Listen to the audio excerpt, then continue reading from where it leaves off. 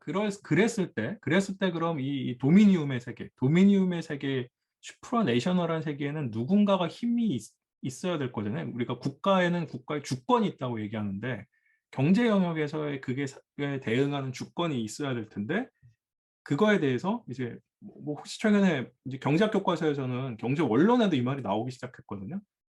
소비자 주권, 컨슈머 소버레니티라는 말이 나오는데 이게 1931년, 33년, 35년 이때 이제 통용됐던 말이라고 그래요. 그리고 그 기원을 따져가면 아까 제가 얘기했던 칼 맹거 1800년대 중반 사람인데 그때로 이제 거슬러 올라갈 수 있는 거죠. 뭐냐면 시장에서는 사람들이 가격을 보고 이거 나 사, 안 사를 결정하잖아요. 그러니까 이 가격을 내가 받아들일 수도 있고 거부한다라고 이해할 수도 있고 그리고 이게 경제를 작동시키는 큰 힘이라고 하면 안 팔리면 이거는 이 경제에선 더 이상 이제 무용한 게 될 테니까 팔리는 쪽으로 움직일 거죠. 그러니까 이게 계속해서 팔리는 것들을 만들어내는 그런 창조력이 될 텐데 어 그럼 이게 힘이지 않냐는 거예요. 이게 경제를 움직이는 힘이고 이건 하이에크는 뭐라고 이제 해석을 한 거냐면 국가가 아니라 개별 소비자가 갖는 힘이라. 그리고 그게 국가의 주권과 같다는 거예요. 그게 소버레니티가 되는 거죠. 컨슈머 소버레니티. 그러니까 그런 입장에서 보면 아까 케인즈나 이런 식의 자유무역에서처럼 생각해 보면 제가 인터넷에서 아마존에서 구매하고 인터넷으로 미국 주식시장에 투자하고 이러는 것처럼 이건 이제 일국의 지배영역하고 다른 차원의 문제가 되는 거예요. 더 이제 이 부분에 주권에 대해는 이제 소비자 민주주의로 이제 끌고 가서 얘기한 거는 이제 미제스. 그러니까 미제스가 매우 중요한 사람인데 상대적으로 좀 덜 부각된 측면이 있어요.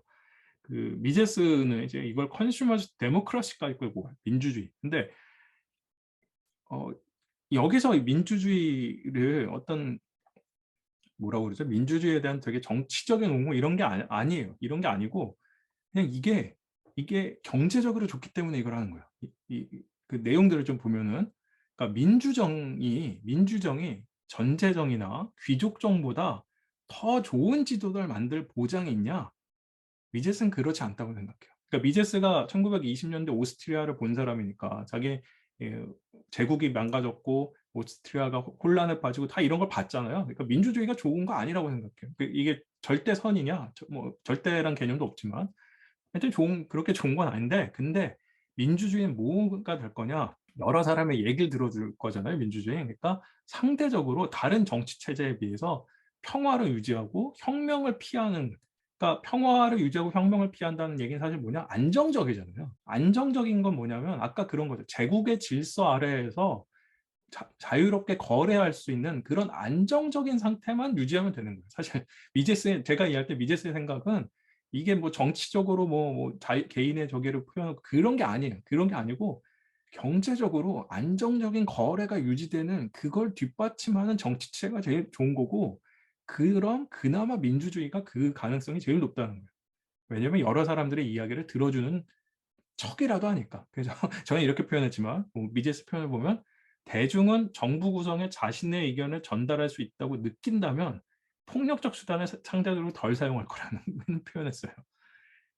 그런데 이제 여기서 평등한 거는 법 앞에서의 평등이 다라는 거야. 즉 뭐냐? 경제적 평등? 이거 안 돼. 이건 아니다. 경제적 평등은 아니고 법 앞에서의 평등은 국한돼야 되고 사람은 사실은 자연적으로 동등하지 않다라는 거예요. 그게 사실은 이 미제스가 생각하는 소비자 민주주의의 핵심이에요. 그러니까 정치적 민주주의는 1인 1표잖아요. 왜냐면 사람이 동등한 판단을 할 수 있다는 게 사실 전제도 있잖아요. 거기 물론 이제 나이를 집어넣긴 합니다만 일단 민주주의 1인 1표라는 아이디어에는 어떤 사람이든 기본적인 합리적인 의사결정 한다라는 전제가 있잖아요. 미제스는 그런 거 없다. 그런 거 없고 특히 특히 경제에서 어떤 능력주의 요즘 얘기하는 것처럼 그거 다르다 사람마다. 그거 인정해야 된다. 그래서 뭐라고 얘기하냐? 소득이 높을수록 더 많은 투표해야 된대요.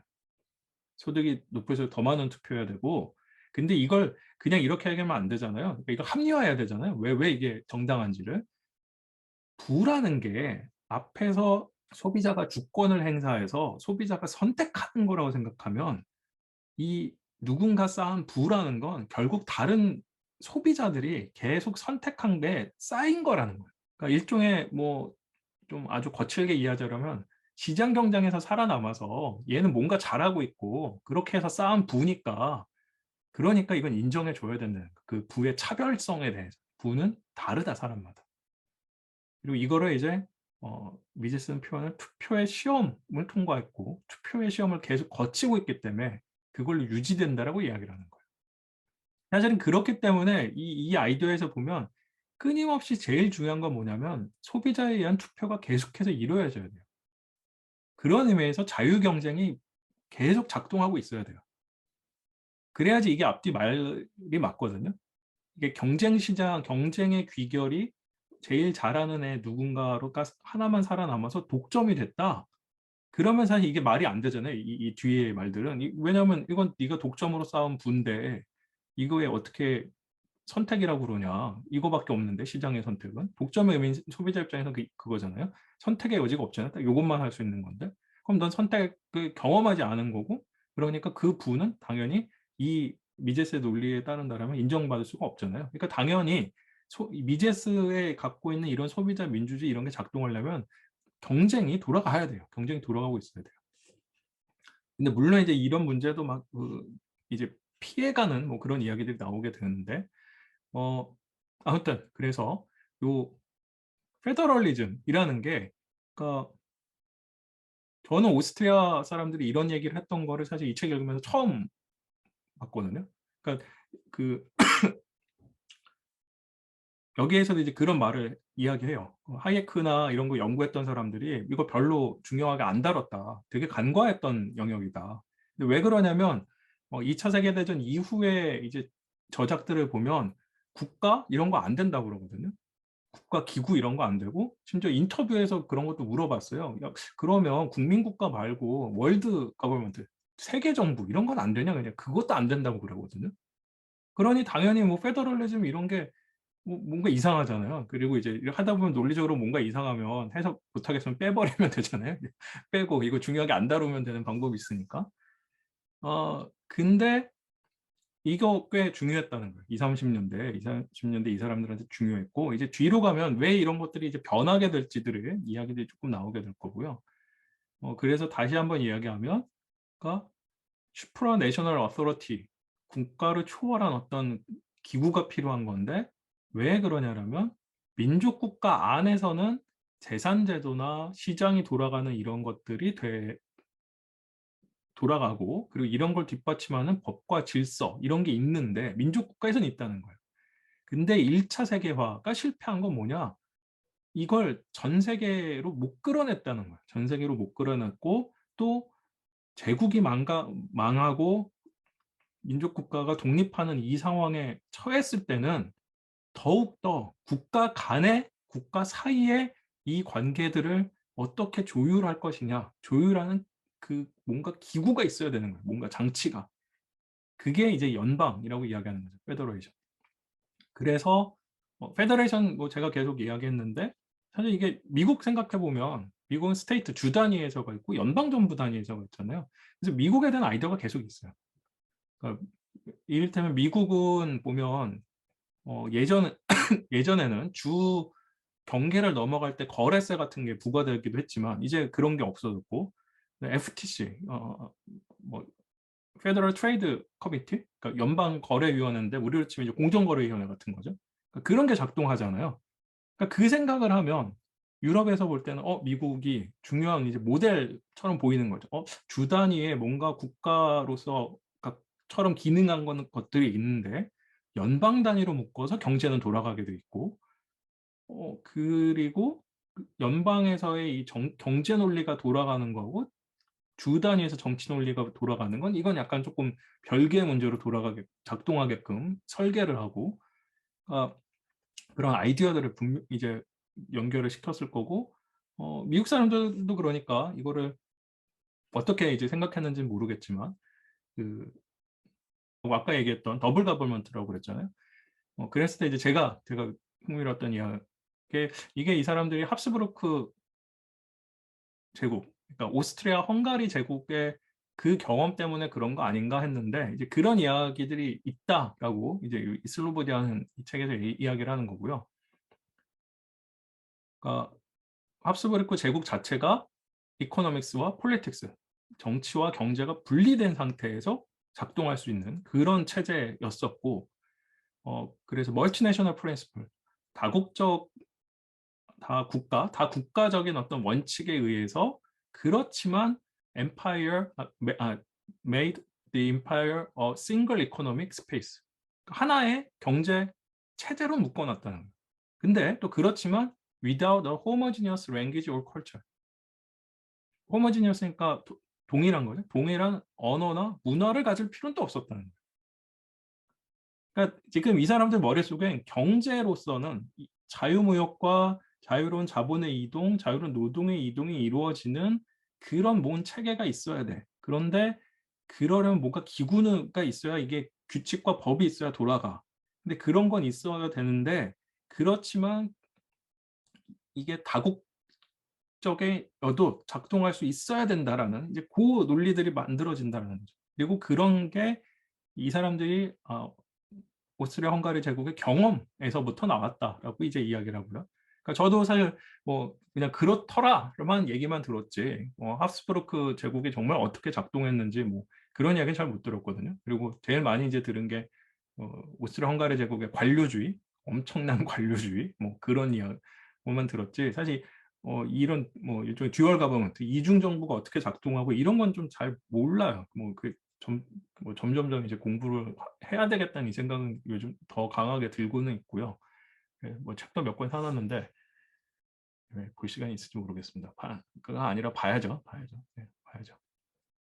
뭐 오스트리아 헝가리 제국이라는 건 지금 보면 그 민족적으로도 다 달랐고요. 민족적으로도 다 달라서 뭐 보헤미아, 체코 이쪽 사람들 다 달랐고 우리 뭐 이제 혹시 뭐 기억하실지 모르지만 고등학교 때 그런 그 민족 국가 약간 뭐라고 그러죠? 음악 만들어지는 거 있잖아요. 갑자기 생각이 안 나네.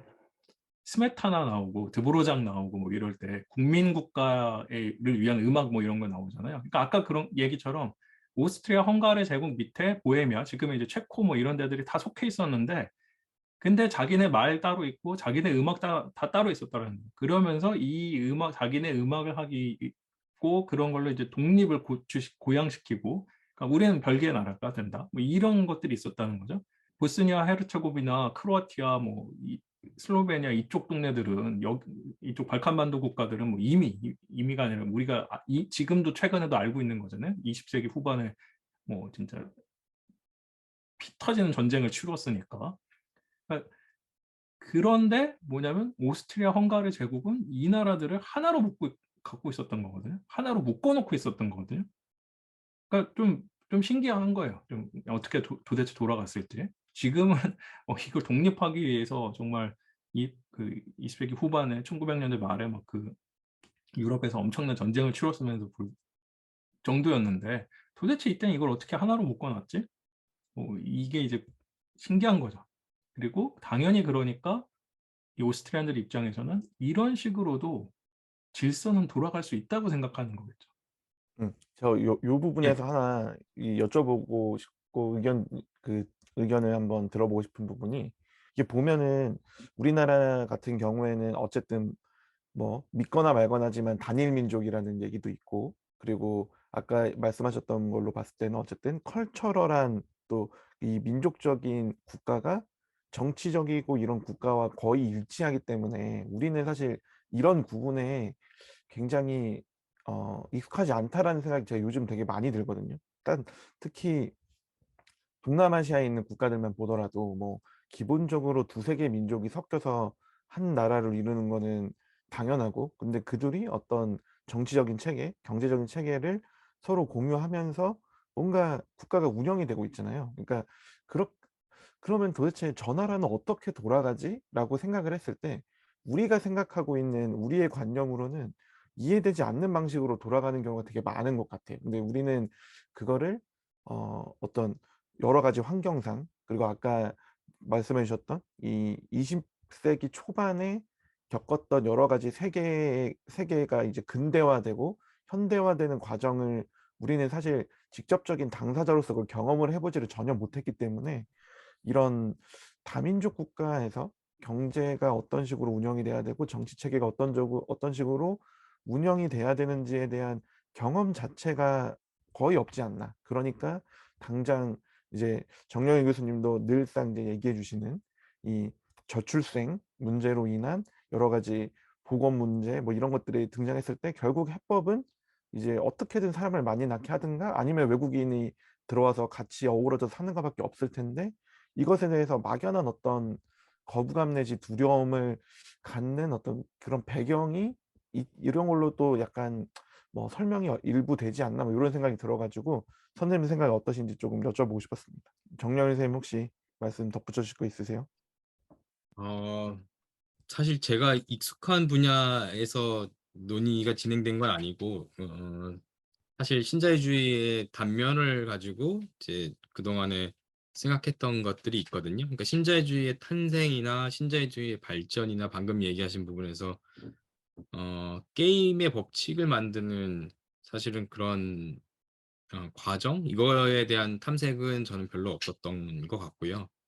다만 이제 신자유주의가 미치는 영향이 보건이나 뭐 이제 사실은 국민의 건강이나 이런 쪽에 다 깊숙하게 침투했고 꽤 오랜 시간 자리를 잡았고 그리고 이제 그게 아까 얘기하신 뭐 이민자 문제 아니면 서로 다른 어 사람들 사이에서의 어떤 문화로 이게 자리 잡은 거잖아요. 어떻게 보면 생각의 틀을 정하는 것 같아요. 그동안에 보건이라고 하는 영역에서도 뭐 물론 인제 의료에 해당하는 영역이 있고 의료 외의 영역에서도 보건의 역할들이 있고 관점들이 있는데 거기서도 굉장히 치열한 신자유주의적인 컨셉들이 들어왔고 그게 이제 여러모로 국제기구 그다음에 국내에서의 어떤 표준 뭐 혹은 경쟁 심화 뭐 이런 어떠한 뭐 여러 가지의 인식 속에서 이게 쫙 녹아들었던 경험이 한 번 있어요. 그리고 그게 그거의 발로로 지금처럼 국가적인 재난 전염병 상황 혹은 국가적인 어떠한 위기 대응 능력 이런 것들이 사실은 '생각보다 우리가 많이 부족하구나.'라고 하는 것도 한편으로는 우리가 사건 사고를 겪으면서 깨닫는 것 같기도 하고요.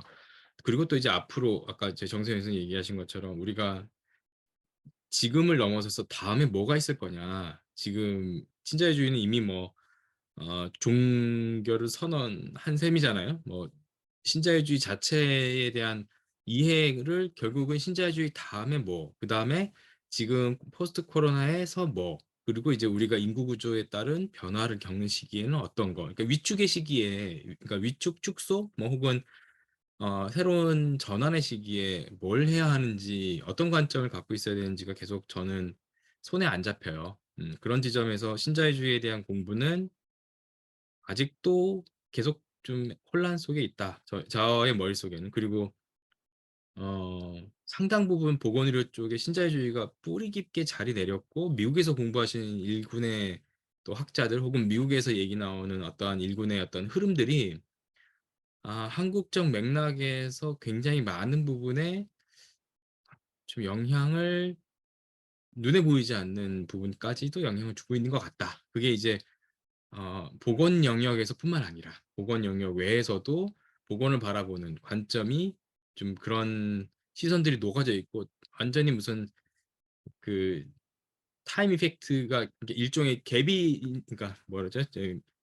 시차가 있는 어떠한 그런 것처럼 이미 신자유주의가 한풀 꺾이고 다른 걸로 스위치가 되어 가고 있고 다른 흐름들이 쭉 밀고 인제 나가고 있는 쪽에서 볼 때는 우리는 약간 한 발 늦게 지금 뭔가 이벤트들이 벌어지고 있고 그런 거에 어 어떻게 보면 유령처럼 그러니까 진짜 실체가 잡히지 않고 뭐가 아까 이담 교수님 얘기한 처럼 뭐가 진짜 신자유주의라고 규정 지어질 수 있냐. 그리고 그 합의된 규정이 있어야 이걸 가지고 반박을 하든 뭐 다음을 논의를 하든 뭔가 진행이 될 텐데 그냥 각자가 생각하는 신자유주의와 우리가 생각하는 신자유주의 그리고 뭐 아까 얘기한 오스트리아 학파나 뭐 다른 쪽에서 얘기하는 것들의 어떤 맥락들이 좀 충돌하는 지점들이 있다라는 게 생각이 들면서 저도 좀 공부는 되는데 계속 손에 잡히지 않는다.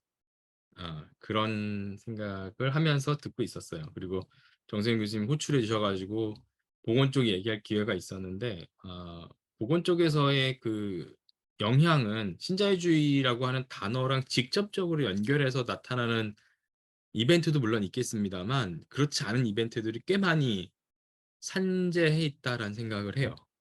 그게 왜 그런 생각들을 하냐 하면 보건의료 시스템도 역사적으로 몇 번의 웨이브가 있었는데 그게 2차 세계대전 혹은 1차 세계대전 거슬러 올라가면 1차 세계대전 이후에 보건의료가 세팅해지는 과정, 그 다음에 2차 세계대전 이후에 세팅되어 가는 과정, 그 다음에 대공황 이후에 변화들, 그리고 지금처럼 뭔가 이렇게 전염병 시대 혹은 감염병 시대에서의 세팅, 그리고 앞으로는 더 고령 시대에 맞는 세팅들이 지금 웨이브들이 쭉 다 오고 있거든요. 왔다 간 것도 있고. 근데 그런 거에서는 결국은 경제적인 어떤 관점, 프레임 이런 게 보건을 바라보는 관점에서 똑같이 영향을 주는 것 같고 한편으로 보면 보건뿐만 아니라 교육도 마찬가지라는 생각을 해요. 사실 이제 이런 쪽에 보건경제학자들이 얘기할 때 제일 많이 하는 비교되는 컨텍스트가 이제 뭐 교육이죠. 의무 교육이나 뭐 고등교육이나 이런 교육의 어떤 어 뭐랄까 어디까지를 국가에서 관여해야 하는가 그리고 민간이 내 선택권을 어디까지 보장해 줘야 되는 거냐 그리고 이 규율이라는 게 아까 얘기하신 대로 어 어떻게 만들어야 가야 되는 거고 뭐 이게 이 약간 뭐랄까 드러내는 것들은 굉장히 본인의 선택을 최대화하고 뭐 이런 어떤 신자유주의적인 어떤 맥락에서 들어오는데 결국은 말단으로 가게 되면 상당 부분은 또 규제랑 접점이 있고 자율규제라는 목록하에 또 다른 어떤 형태의 또 양상들이 나타나는 거 아닌가 거기까지 생각을 해봅니다. 메모를 몇 개 했는데 제가 이해한 부분이 맞는지도 궁금해요. 방금 말씀드린 부분들은 좀 산발적으로 말씀드렸고 중간에 좀 정세현 선생님이 음, 좀 개입하신 건데 예, 늦은 개입 감사드리고요. 전 여기까지입니다. 예, 감사합니다. 혹시 송병호 교수님 뭐 덧붙이시거나 지금까지 나온 내용들 중에서 왜냐면 이 다음부터 이제 2차 세계대전 이후로 넘어가기 때문에 요 앞에 내용들 중에서 뭐 말씀해 주시고 싶으신 거나 아니면은 그 잘 알고 계신 그런 그 자본시장 관련 관점에서 요거를 조금 덧붙여 주시거나 하실 거 있으시면 코멘트 좀 부탁드리겠습니다. 그렇게까지 제가 뭐 많이 알고 있는 건 아니라서요. 지금 네. 그럼 그렇게 아직까지는 그렇게 뭐랄까 네, 아직 질문은 없습니다. 예, 알겠습니다. 제가 아까 그 말씀드렸던 거의 포인트가 뭐 아시는 분도 아시겠지만 제가 그 6월 달에 말레이시아를 다녀왔잖아요. 네, 말레이시아만 해도 세계 민족이 어쨌든 그 다양한 언어 쓰면서 어쨌든 국가라는 체제를 또 유지하면서 이게 살아가고 있는데 근데 거기가 지금 국민소득 만불이니까 우리나라 90년대 정도 수준으로 딱 살고 있는 그런 나라인 건데 우리는 지금 거기서 경제 규모는 3배 성장했는데 뭔가 그 서로 다름을 인정하면서 뭔가 체제를 만들어가는 관점에서는 우리는 30년 동안 성장한 게 있나? 뭐 이런 생각도 들고 되게 저한테 되게 많은 거를 느끼게 해준 그런 경험이었거든요. 말레이시아 출장 다녀온 게. 근데 이 아까 말씀해 주신 그 제국의 어떤 경제 구조, 경제 시스템이 만들어지는 과정이 우리가 그런 경험이 없구나. 그런 것들을 받아들일 수 있는 기회 자체가 우리는 차단돼 있었구나. 우리가 또 동시에 스스로 그런 것들을 논의해서 만들어 본 경험 자체도 없구나. 라는 생각을 좀 많이 하게 돼 가지고 혹시 그래서 그런 맥락에서도 이해할 수 있지 않을까 싶어서 말씀을 드려봤습니다. 이남은 교수님 계속 이어가 주시죠. 예. 예, 좀 몇 개 더 관련된 얘기를 하면 정세현 교수님 말씀하신 부분을 조금 확장해서 볼 때, 그러니까 뭐 정현 교수님 생각하시는 거의 아이디어들하고 연결될지도 모르겠는데, 어, 사실 이런 얘기는 너무 많이 좋아하시면 안 되잖아요. 그리고 저도 이제 뭐 밥벌어 먹고 살아야 되니까 물론 많이 같이 이야기할 수 있으면 좋긴 하지만 그렇다고 이제 다 저도 뭔가 이제 써볼 만한 걸 남겨주셔야 되니까 뭐 이런 것까지 너무 많은 관심을 가지지 않아 주시는 게 뭐 어느 면에서 또 좋고 적당한 밸런스가 더 필요한 부분이 있죠. 그런데 특히 이제 우리나라에서는 이런 거에 대해서 뭐 흔히 뭐라 그러죠? 단일 민족 국가 뭐 이런 거에서 생각을 하는 건데 제가 이야기하려는 건 뭐냐면 어, 사실 이 오스트리안 틀에서 생각해 보면 단일 민족 국가냐 이거는 그럼 그럼 관심 바뀐 거예요. 그거는 국가 안에서 알아서 해결할 문제고 이 사람들이 계속 이제 이후에 관심은 어떻게 해서 세계 시장을 만들어낼 거잖아요. 어떻게 민족 국가라는 건 용인하면서 용인 뭐 민족 국가는 있는 틀 안에서 자본과 상품의 이동이 노동은 잘 모르겠는데 일단 자본과 상품의 이동이 자유로운 세계 시장을 어떻게 만들 거냐로 이슈가 넘어가는 거예요. 그러니까 정혜 교수님처럼 뭐 단지 요 자체의 사실과 요거에 관심은 저 같은 사람의 영역이고 이게 이제 이미 뭐 이게 어떤 의미의 신자유주의든 그런 게 뭐 영역에 이제 팽배하다고 하면 그럼 이거를 이제 거부할 수는 없는 거죠. 그냥 그건 사실이잖아요. 그건 그러한 사실 아래에서 다른 무언가로 바뀌어가기 위해서 뭘 어떻게 하느냐라는 거죠. 그러니까 예전에 제가 90년대 후반에 막 대학 다니고 대학원 초 이때 뭐 신자유주의 비판하고 그럴 때 보면 신자유주의가 도대체 뭐냐 막 이런 얘기만 했어요. 정작 이제 지금 슬로보디안의 이런 스토리텔링을 들으면 그때 얘기했던 거랑 좀 다르거든요. 그럼 우리는 그 신자유주의가 뭔지도 정확히 모른다 또 있고 그것뿐만 아니라 사실은 저도 그때는 의아했던 건 뭐냐면 이 사람들의 이 아이디어가 저는 이제 정치 쪽은 잘 모르니까 경제학이니까 그래도 정치적으로 어떻게 세력을 얻고 정치적으로 이게 대세가 되게 만들었잖아요. 과거에는 이게 대세가 아니었던 건데 근데 그렇게 만드는 건 뭔가 잘한 거잖아요. 성공을 한 거잖아요. 성공. 근데 그거에 대해서는 얘기들이 없더라고요. 보통 우리 이렇게 성공한 걸 보고 베끼는데 왜 신자유주의를 비판하는 사람들은 이게 시장의 문제가 어쩌고 비판들은 하는데 그럼 이거를 신자유주의를 넘어서기 위해서 대안으로서 뭘 어떻게 우리는 조직하고 어떻게 대응하고 뭐 이런 이야기는 잘 못 들었었어요.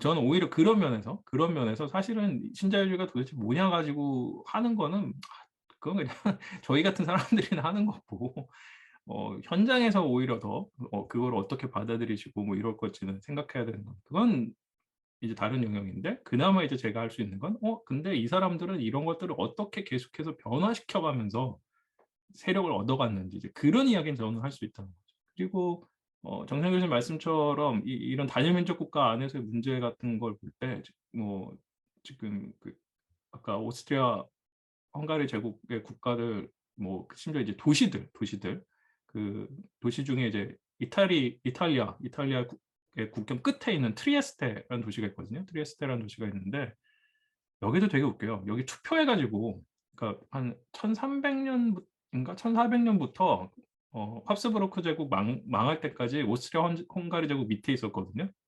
근데 나중에 1900 몇 년인가? 하여튼 이 도시가 이탈리아 소속인 건지 아니면 슬로베니아인지 아니면 오스트리아인지 막 이거를 놓고 이제 갑론을박을 하다가 그냥 도시민들이 투표를 했어요. 투표해가지고 지금 아마 저길 거예요. 이태리로 들어갔을 거예요.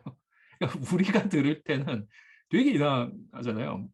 그리고 제가 말레이시아 경험 말씀하셔서 제 경험에서 제일 신기했던 건 캐나다 갔을 때였는데 캐나다에 이제 퀘벡이라고 그러잖아요. 그 위에 퀘벡 지역을 가는데 토론토에서 고속도로를 탁 타고 가다가 똑같은 도로인데 퀘벡주 들어가니까 도로 번호가 바뀌더라고요.